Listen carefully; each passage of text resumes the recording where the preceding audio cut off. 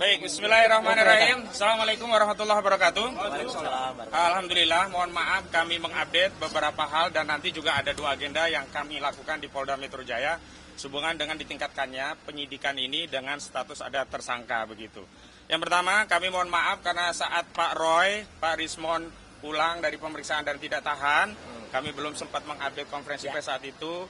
Yang jelas yang pertama kami ucapkan terima kasih kepada seluruh rakyat Indonesia yang mendukung klien kami, Pak Rismon, Pak Roy, dan yang lainnya.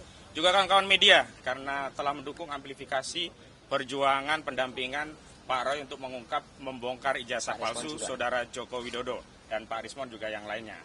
Nah, hari ini kami ada 3 agenda. Yang pertama mengupdate kegiatan advokasi, kedua menyerahkan surat permohonan gelar perkara khusus yang sebenarnya dulu pernah kami mintakan di 21 Juli yang lalu tapi belum ditindaklanjuti oleh bagian Kabawasidik di Resikum Polda Metro Jaya dan nanti kami akan kirim kembali begitu.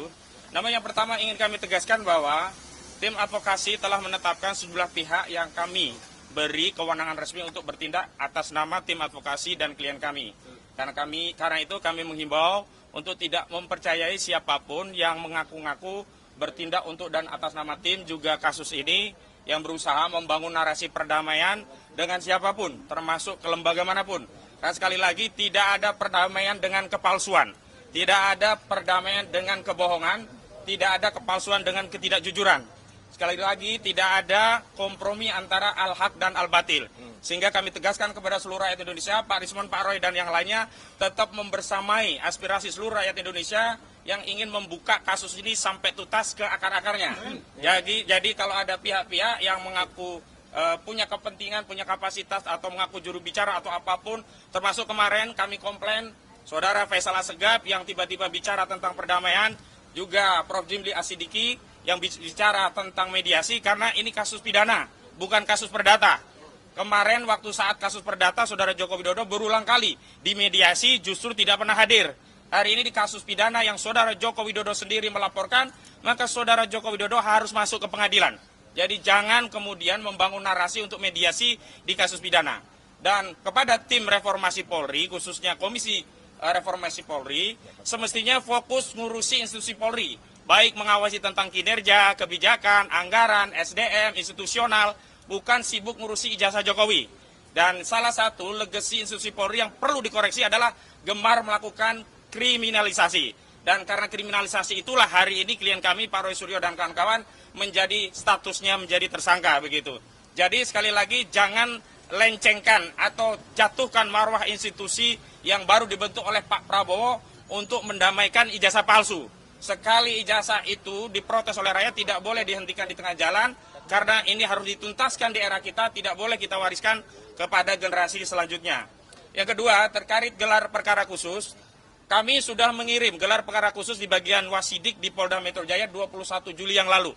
Namun sampai hari ini tidak pernah ditindaklanjuti dan kemarin dari penyidik kami disonding untuk menindaklanjuti dan hari ini kami juga akan kembali mengirimkan permohonan gelar perkara khusus yang hari ini kami serahkan kembali ke Biro Wasidik. Dan sebenarnya ini juga sudah kami persoalan karena dulu sudah ada gelar perkara khusus di Bareskrim ketika penyelidikan itu dihentikan, tetapi kenapa saat di Polda penyelidikan itu ditingkatkan menjadi penyidikan, saat itu tidak dilakukan gelar perkara khusus.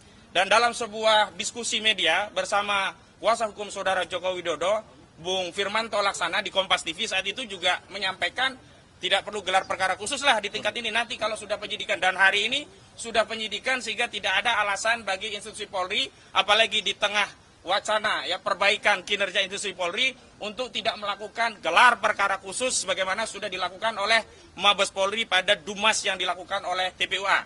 Dan terakhir berkaitan dengan apa yang kemarin disampaikan oleh Polda bahwa salah satu sebab tidak ditahannya klien kami karena kami mengajukan sejumlah saksi dan ahli.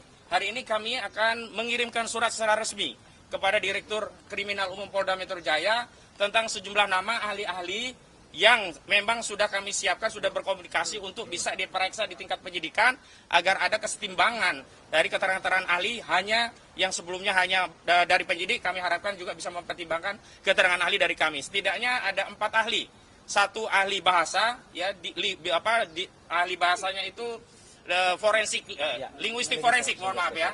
Kemudian ada ahli pidana, kemudian juga ada ahli ITE. Untuk linguistik forensiknya kami sudah siapkan nama-nama dan nanti akan kami sounding.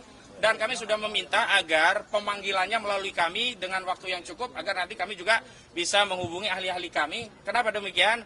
Karena kami juga butuh mendapat persetujuan dari institusi masing-masing karena ahli ini adalah bersatu ASN begitu. Selanjutnya kami juga menyampaikan 11 saksi yang meringankan di tahap penyidikan.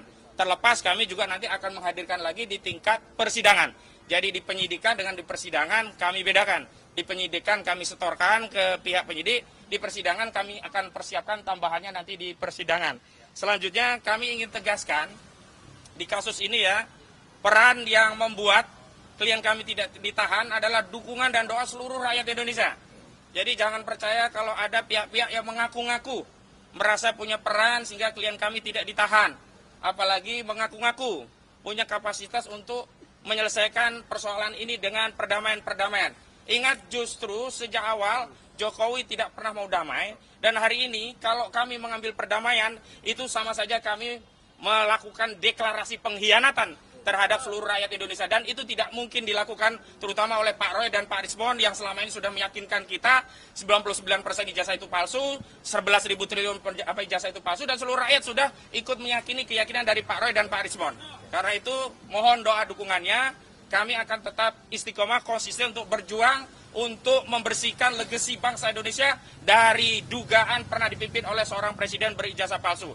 Nah, dalam kesempatan hari ini karena klien prinsipal juga kami ada, kami mohon tanggapannya pertama dari Pak Roy, yang kedua dari Pak Rismon. Silakan Pak Roy. Baik, terima kasih. Jadi jelas ya teman-teman. Assalamualaikum warahmatullahi wabarakatuh.